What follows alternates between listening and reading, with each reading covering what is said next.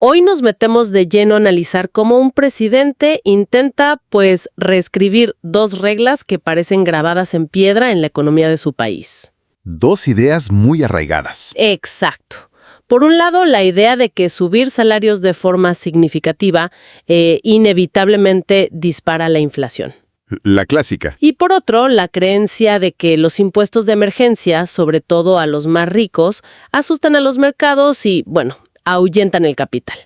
Y para desmenuzar esto, tenemos una fuente muy directa, la transcripción de una intervención del presidente de Colombia, Gustavo Petro, del 14 de enero de 2025. O sea, vamos directo a la fuente. Directo a la fuente. Es un discurso donde él intenta probar con cifras en mano que esas dos ideas, al menos en su caso, están equivocadas. Es, en esencia, la construcción de una contranarrativa económica. Me gusta eso, una contranarrativa. Comencemos por el primer pilar, el que toca el bolsillo de la gente directamente. El presidente lanza una afirmación que choca con lo que muchos economistas suelen advertir. Totalmente. Dice que, a pesar de haber subido el salario mínimo real un 18% durante su gobierno, los costos para producir en Colombia no solo no han subido, sino que han bajado. A ver, expliquemos cómo intenta sostener un argumento que va tan en contra de la corriente. Aquí es donde la estrategia de comunicación se pone interesante, para refutar a sus críticos que insisten en que más salario es igual a más costos para las empresas y, por ende, precios más altos. Él no usa un solo dato, sino dos muy específicos. Ok, ¿dos datos clave? El primero es el índice de precios al productor, el IPP. Que es clave que use esa métrica y no la inflación al consumidor que todos conocemos, ¿verdad? El IPP mide lo que les cuesta a las empresas fabricar, el costo de fábrica, por así decirlo, antes de que el producto llegue a la tienda. Precisamente. Su argumento es, si a los productores les cuesta menos fabricar las cosas, la presión para subir los precios no puede venir de los costos de producción, como dicen mis opositores, debe venir de otro lado. Claro. Y la cifra que presenta es contundente. Según su discurso, la variación anual de este índice, comparando diciembre de 2024 con diciembre de 2025, fue negativa, menos 2,63%. A ver, un momento. O sea, que mientras el salario real que pagan las empresas subía un 18%, el costo promedio de sus insumos y su operación, según esta métrica, bajaba más de 2,5 puntos. Exacto. Es un dato muy potente. Pero, claro, una cosa es el costo de fábrica y otra es el precio final en el supermercado. ¿Cómo conecta esos dos puntos? Ahí es donde entra su segundo dato, que busca hacer la prueba del mundo real, digamos. La prueba tangible. Eso. Utiliza un informe de Corabastos, que es el mercado mayorista más grande de Bogotá, como el gran termómetro de los precios de la comida en el país. El discurso afirma que, pasados 15 días desde que se decretó el nuevo salario mínimo, los precios de alimentos básicos se mantienen estables. Estable es una palabra que se puede interpretar de muchas maneras, ¿no? El discurso ofrece ejemplos concretos para que no quede en el aire. Sí, y lo hace de forma muy visual. En la transmisión del discurso se muestra una lista. En esa lista aparecen varios cortes de pollo, un producto de consumo masivo, y al lado de cada uno, la palabra estable. Ok, eso es más concreto. Y él mismo reconoce que de toda esa lista, solo 2 productos subieron. De hecho, menciona explícitamente el plátano Hortón. Ah, lo admite. Lo admite. La intención es muy clara. Quiere llevar el debate de la teoría macroeconómica a la canasta familiar y decir, vean, en la práctica no está pasando la catástrofe inflacionaria que anunciaban. Me parece que este es un giro clave en su argumentación. Hasta este punto la discusión era sobre cifras de las últimas semanas, pero de repente amplía el zoom, ¿no? Y nos presenta esto, no como una política de su gobierno, sino como el capítulo final de una historia de décadas. Intenta cambiar por completo las reglas del debate. Exacto. Lo convierte en un tema de justicia histórica. Presenta un gráfico que él mismo admite que es un poco enredado a primera vista, pero la idea central es muy potente. Espera, él mismo dice que es confuso. Sí, lo dice. Eso suena a una estrategia arriesgada. ¿Consigue que el punto se entienda o el gráfico termina siendo una distracción? ¿Cuál es la idea central que quiere transmitir con esa visualización? La idea central es muy clara, a pesar de la complejidad del gráfico. Según la fuente que presenta, en 1998, el conjunto de los trabajadores recibía el 44.5% de toda la riqueza que generaba el país. Casi la mitad. Casi la mitad. Esa tajada fue disminuyendo año tras año hasta tocar un piso del 38% en 2022. Su gobierno, dice, ha logrado recuperarla hasta un 42 o 43%. Ah, ok, ya entiendo.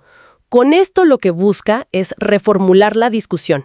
El aumento del salario mínimo no es una medida populista, es una restitución parcial de algo que se perdió. No es un regalo, es devolver una parte de lo que se debía. Y para que no suene a pura retórica, le pone un número a esa pérdida histórica. Sí, y es una cifra descomunal. 686 billones de pesos. A precios de hoy, 686 billones. Es un número tan grande que es difícil de imaginar, pero su función es darle una dimensión económica tangible a lo que él califica de injusticia. Y para rematar, le da un blindaje legal. ¿Cómo? Quita que el salario vital, o sea, un salario que alcance para vivir dignamente, no es un invento suyo. Es una orden directa de la Constitución colombiana, en su artículo 53, y un principio de la Organización Internacional del Trabajo. Entonces, el primer pilar de su argumento está muy bien armado. Dice, el salario sube, pero mis datos muestran que los costos de producción bajan y los precios de la comida están estables. Y además, no estoy haciendo nada radical, solo cumplo con la Constitución y corrijo una injusticia histórica. Es un argumento muy cerrado. Esa es la intención, construir una fortaleza argumental con datos económicos, contexto histórico y, bueno, fundamento legal.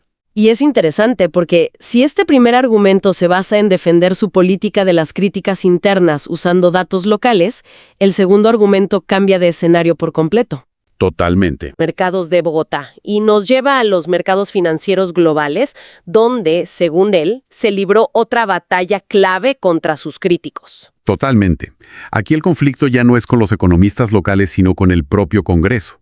El presidente presenta el decreto de emergencia económica no como una primera opción, Sino como la última. y no como el último recurso frente a lo que él llama hechos sobrevinientes, o sea, imprevistos que lo forzaron a actuar. ¿Y cuál es esa cadena de eventos que describe? ¿Cómo justifica pasar por encima del Congreso para decretar una emergencia? La cronología que presenta es muy lineal. Primero dice que el Congreso le rechazó 2 veces la Ley de Financiamiento del Estado, que es la herramienta con la que el gobierno planeaba sus ingresos. ¿2 veces? Ajá. Ok.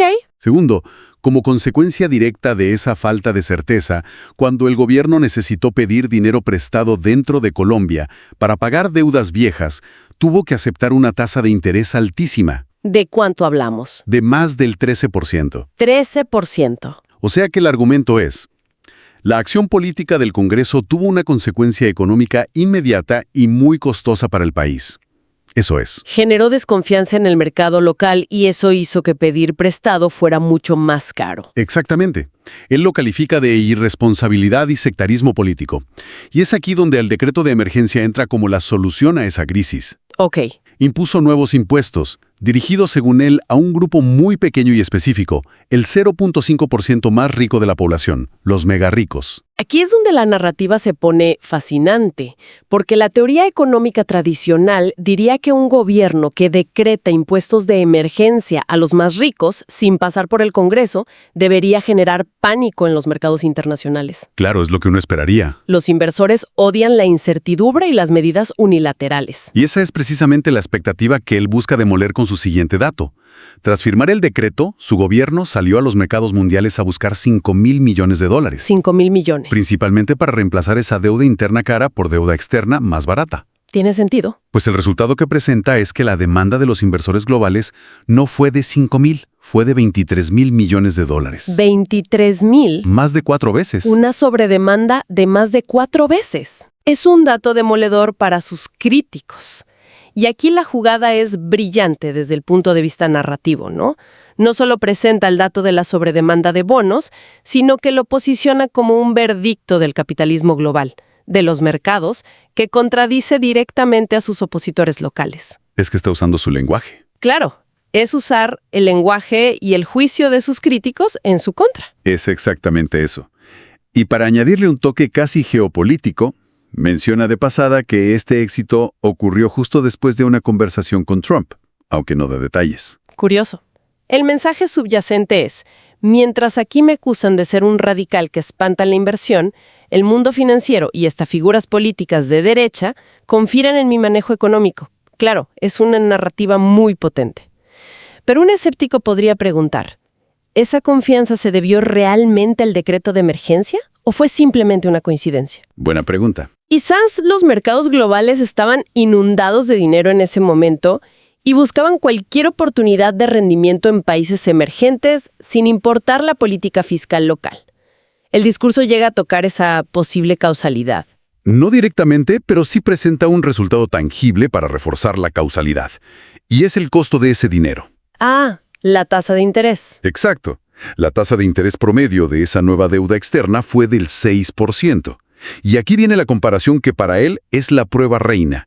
Compara ese 6% con el 8% que, según él, le costaba al país endeudarse justo después de que el Congreso rechazara su ley de financiamiento. Una diferencia de 2 puntos porcentuales. En miles de millones de dólares, eso se traduce en un ahorro gigantesco en intereses para el país a lo largo de los años. Un ahorro enorme. Y con esa cifra cierra su argumento. La conclusión que presenta es tajante. La acción del Congreso le encareció la deuda a todos los colombianos, mientras que su decreto de emergencia, lejos de asustar a nadie, la abarató. Y redujo el famoso riesgo país. Redujo el riesgo país y mejoró la salud financiera de la nación. Afirma que con esto están superando el último gran obstáculo para el crecimiento, el déficit fiscal. Entonces, al final del día, lo que tenemos son dos historias muy bien construidas, ¿no? Diseñadas para desarmar las críticas más comunes. Sí, dos narrativas muy claras. Por un lado, la política de subir el salario se presenta no solo como justa y constitucional, sino como económicamente viable, usando datos de producción y de precios de alimentos para decir, la inflación no es culpa nuestra. Y por el otro lado, el controvertido decreto de emergencia se presenta no como un acto autoritario, sino como una medida responsable que fue validada por el juez más duro de todos, el mercado financiero internacional. Una confianza que, según él, se demostró con esa lluvia de ofertas de crédito. Exacto. Permitiéndole a Colombia financiarse más barato. Ambas políticas, en su visión, se complementan para fortalecer la economía desde la base y desde la cima. El discurso es sin duda una defensa muy sólida y calculada, pero justo cuando parece que todo está cerrado, el presidente deja caer una idea casi al pasar, un comentario que abre una puerta a un debate completamente nuevo y quizás igual de complejo. Sí, es un pensamiento final que queda flotando y que es muy relevante para la vida de la gente. En medio de toda la defensa del salario, mencionó la necesidad de emitir decretos para desindexar el costo de la vivienda del salario mínimo. Desindexar. ¿Qué significa eso en la práctica? En Colombia, es una práctica muy arraigada que muchas cosas, desde multas hasta créditos hipotecarios y arriendos, suban automáticamente cada año en el mismo porcentaje que sube el salario mínimo. Lo cual crea una trampa perversa. Le subes el salario a una persona para que tenga más capacidad de compra, pero al mismo tiempo y en la misma proporción, le sube la cuota de su casa o el alquiler. Neutralizando gran parte del beneficio. Exacto, exactamente. Y él argumenta que ese vínculo es ilógico. Lanza otro dato. Dice que los costos laborales, los salarios de los trabajadores de la construcción, representan apenas un 20% del costo total de construir una vivienda. Solo un 20%. Entonces se pregunta, ¿por qué atar el 100% del valor de la vivienda al salario? Es una muy buena pregunta. Esto deja abierta una pregunta fundamental que va mucho más allá de este discurso. Si el principal motor del costo de la vivienda no es el salario, como a menudo se asume, entonces, ¿qué es? Es el precio del suelo, el costo de los materiales. La especulación financiera. Y sobre todo, ¿qué pasaría en la práctica si se rompe ese vínculo histórico entre el salario que uno gana y el techo que necesita? Es el próximo gran rompecabezas económico que queda planteado.